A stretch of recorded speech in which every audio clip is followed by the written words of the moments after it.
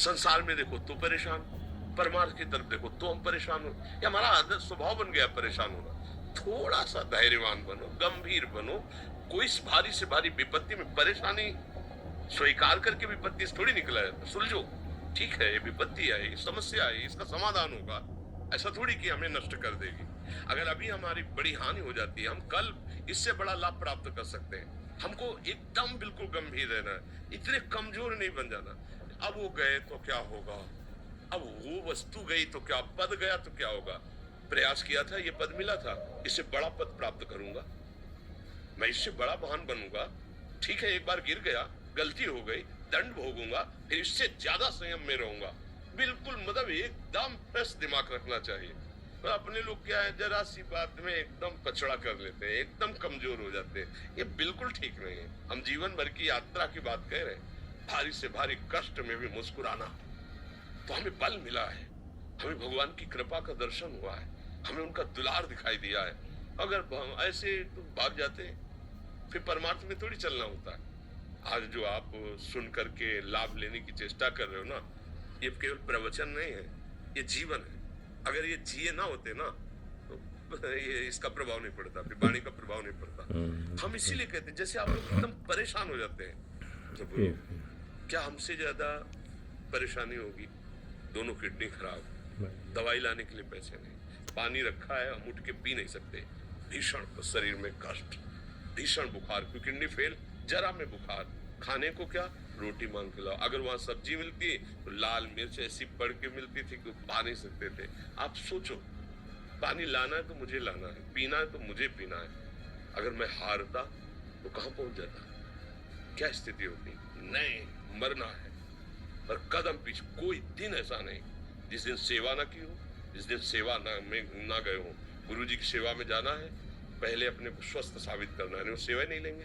तुम बीमार हो, तुम कष्ट में, वैसे उनकी दृष्टि बड़ी शांत थी। सेवा की, आके लेट गए, फिर हिम्मत की, अपनी श्री जी की सेवा की। मधुकरी नहीं गए, 3-4 दिन भोजन नहीं गए, पर सेवा नहीं छोड़ा, दिनचर्या नहीं छोड़ी। और उसका प्रधान कारण संयम, ब्रह्मचर्य, भगवत आश्रय, नाम जप, कभी हारने नहीं दिया। अभी भी थोड़ी देर बाद डायलिसिस शुरू होगा, हारने, आपको हारे हुए नजर आ रहे हैं। शरीर में पीड़ा है, किडनी फेल है, ऐसा थोड़ा हम स्वस्थ बैठे, पीड़ा है, बार बार प्यास लगती है, थोड़ा थोड़ा पानी मिलता है हर, लेकिन हम आनंदित हैं, हम प्रसन्न हैं। हम लड़ाई में हारे नहीं हैं, ना हारेंगे, हम जीत चुके हैं। हम अपने मालिक के भरोसे में अपना सब बात, तो वो ये हम अपनी बड़ाई नहीं बता रहे, हम आपको बता रहे समस्या। सोचो तुम्हारे पास तो माँ है, भाई है, बहन है, परिवार है, कोई ना कोई तो है ना। मेरा किसी ने कभी जीवन में ध्यान भी नहीं दिया, क्यों?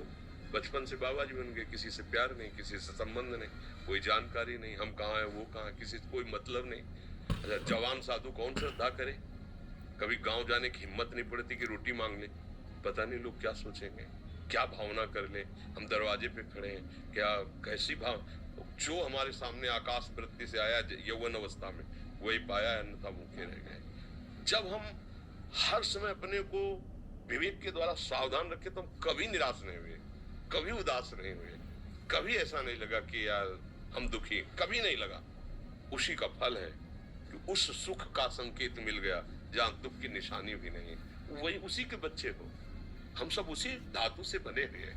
हम इतना क्यों परेशान हो जाते हैं, हम ये देखते हैं अपने लोग, थोड़ी बात बिगड़ गई परेशान, नहीं बिगड़ी तो बिगड़ जाने की संभावना में परेशान है। आज सुख है लेकिन कल सुख छिन जाएगा, तो हम आज के सुख में सुखी ना होकर कल के दुख की आने की संभावना में हम भयभीत हो। तब क्या हमारी सोच रह गई।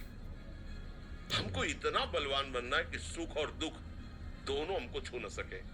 भारी से भारी सुख की व्यवस्था है तो अहंकार नहीं, हर्षित होकर किसी का अपमान न करे कि हम धनी, हम पदाधिकारी, अमुक।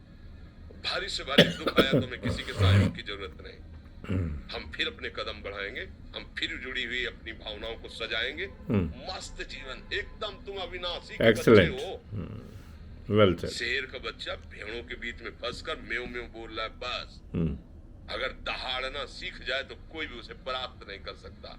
ऐसे भगवद अंश, तू प्रपंच में फंसकर अपने को इतना दीन क्यों देख रहा है? तू ऐसा है कि भगवान के दिव्यास्त्र में भी ताकत नहीं तेरे को मार सके।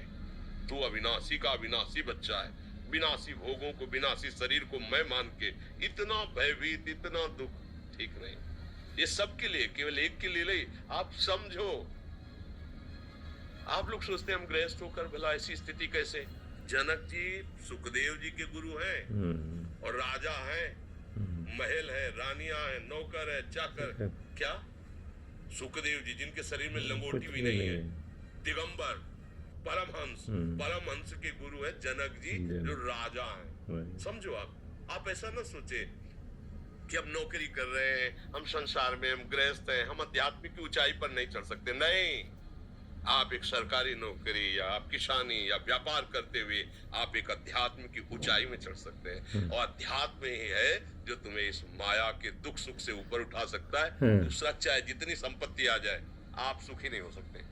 सब देख लो, आंख खोल के देख लो, अध्यात्म ही है जो तुम्हें सार कष्ट सहकर मुस्कुराकर जीने का रास्ता बता देगा कि आप आनंदित हो जाओगे। कुछ नहीं बिगड़ा, अध्यात्म है तो कुछ नहीं बिगड़ा, अध्यात्म नहीं है तो कुछ नहीं बना, कुछ हाथ नहीं लगने वाला।